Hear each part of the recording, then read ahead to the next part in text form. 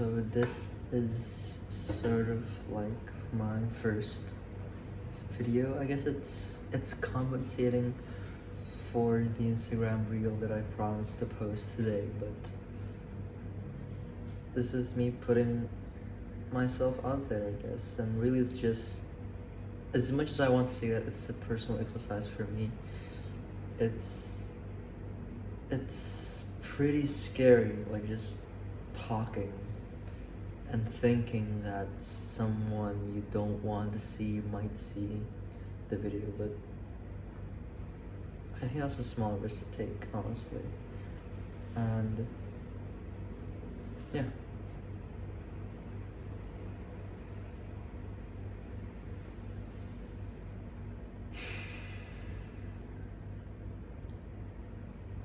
I don't know why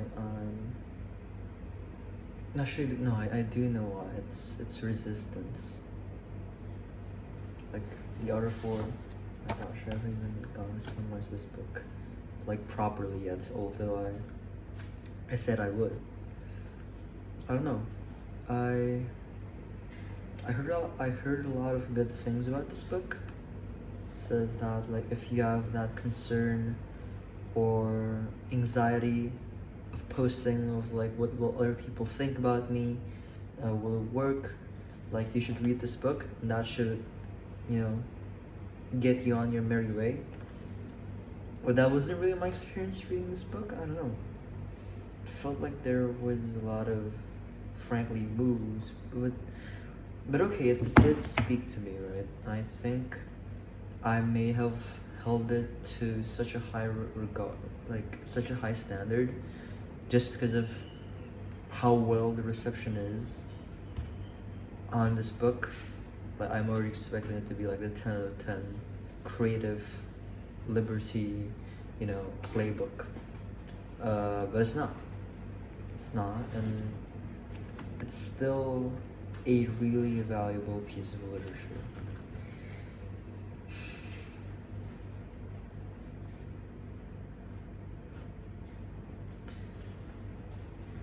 Why does resistance yield to our turning pro? Because resistance is a bully. Resistance has no strengths of its own. Its power derives entirely from our fear of it. A bully will back down before the runtiest dwarf who stands his ground. The essence of professionalism is to focus upon the work and its demands while we are doing it to the exclusion of all else. The ancient Spartans schooled themselves to regard the enemy, any enemy, as nameless and faceless. In other words, they believed that if they did their work, no force on earth could stand against them. In The Searchers, John Wayne and Jeffrey Hunter pursue War Chief Scar, who has kidnapped their young kinswoman. He returns to the trail in spring. He declares, and sooner or later, the fugitive's vigilance will slaughter. Seems he never learns that there's such a thing as a critter that might just keep coming on. So we'll find him in the end, I promise you that. Just as sure as the turning of the earth. The pro keeps coming on. He beats resistance at its own game by being even more resolute and even more implacable than it is. There's no mystery to turning pro. It's a decision brought about by an act of will. We make up our minds to view ourselves as pros and we do it. Simple as that. Yeah.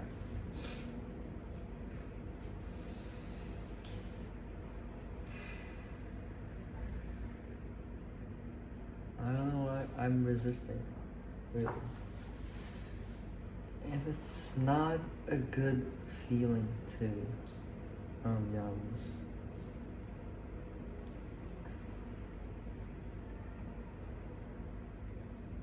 I think I just need to get inspired.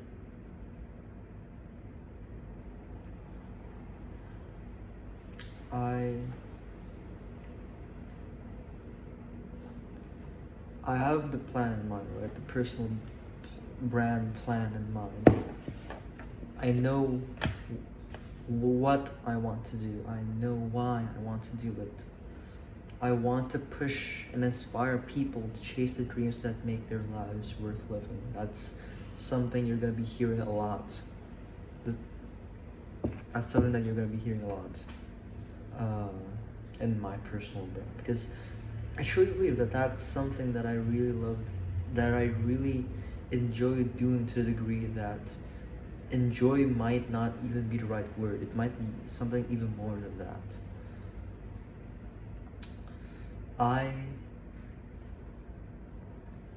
think my life has been constituted of goals that have been arranged so that every time it becomes more and more ambitious, and every time I really take the time and effort to really lock in and go all in on those ambitious, almost impossible goals, my life just seems to turn out aligned. It doesn't even matter if I've achieved those goals ever. The mere pursuit of it gives my life meaning. And that's such an astounding realization that so many people do not want to wake up and realize too. Do they? Maybe they're just numbed, I think.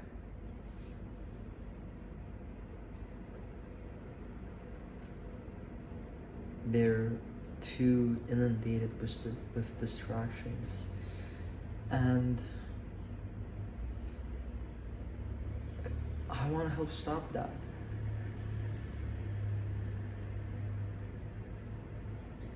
I want to inspire people to do that. I need to be authentic and inspirational myself.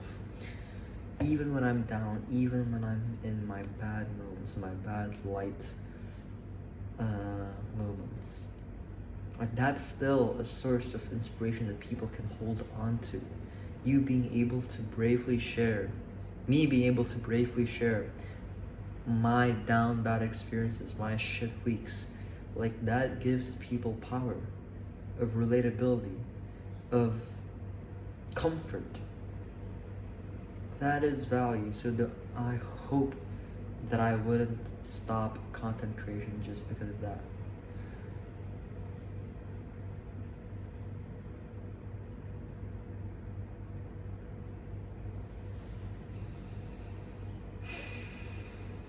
I want to do this full time. This is a long-term game once again.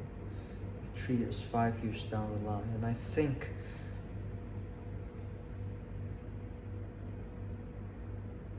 if the reason I'm doing cinematic content is because of what other people think, is because of how they would perceive my works, if by some chance it would, make it more acceptable or palatable or digestible, if that's the only reason of me trying to replicate the success of all these cinematic content creators without having the internal love for it in the first place, I think that's just stupid.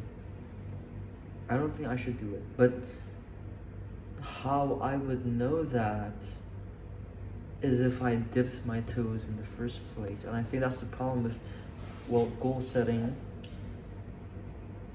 Most of the time, actually all the time, and all of the other examples in my life where I've tried goal setting, I've had more or less all the information to begin with, so I could make a purely rational decision. And I think content creation in particular just bothers me a lot because you don't really get all that information to begin with. And the only way you do get information is by iterating. The accordion method, as Caleb Ralston's put it. You need to know what works for you and your audience after you've done it, and after you've analyzed what works and what doesn't, what sticks and what flops, and what flops.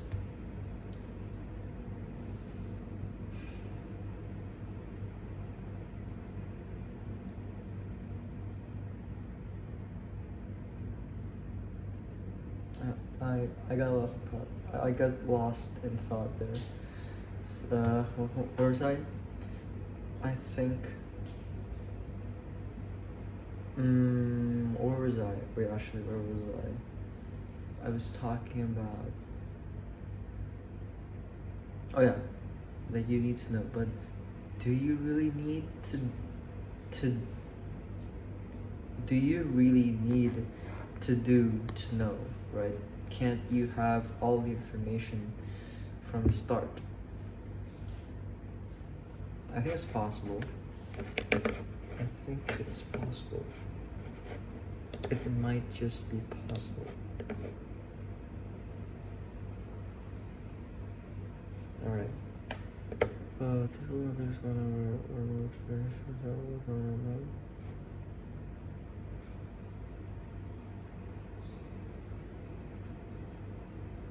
In total, a single polished storytelling reel could easily span 4 to 8 hours of work, possibly spread over 1 or 2 days.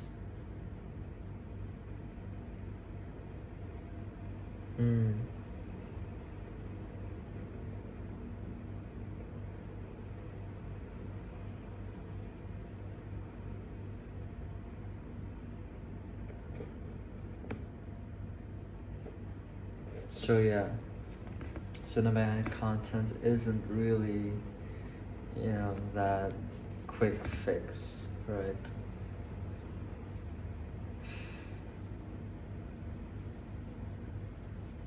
I mean, like, if you have the time, why not? If you have the time, why not? I think you're just shooting yourself. Are you?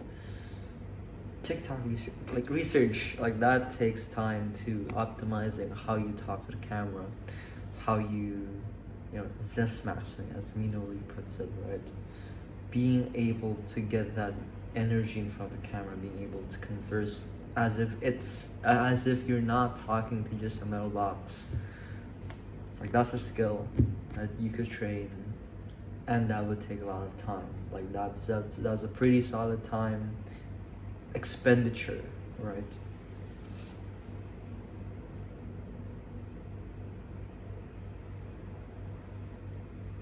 I don't know. I think that's like the old debate. Like, it's been for a long time, whether I want to do talking head videos or cinematic storytelling videos. And I look at Andrew Lin. I really like Andrew Lin's approach. Like, it's storytelling, but it's also authentic. It's also raw, in a sense, right? And you get a feel for his personality, which I think is the point of all of it.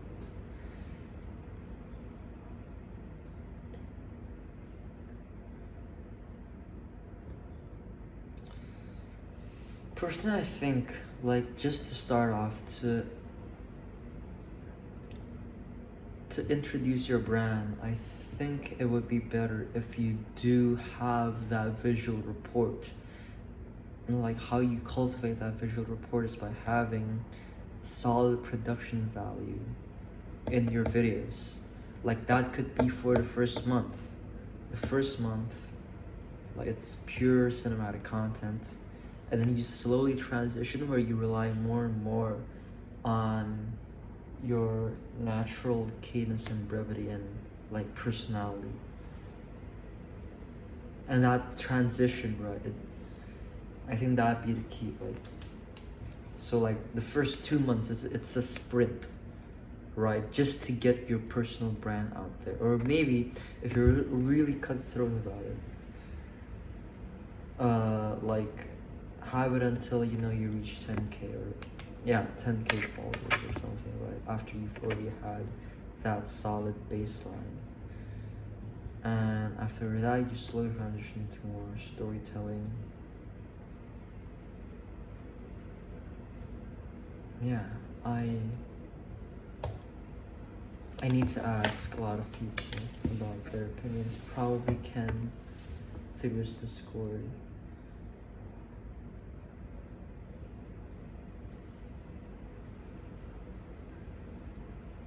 Ask Libs, definitely. Mino Lee about his opinion.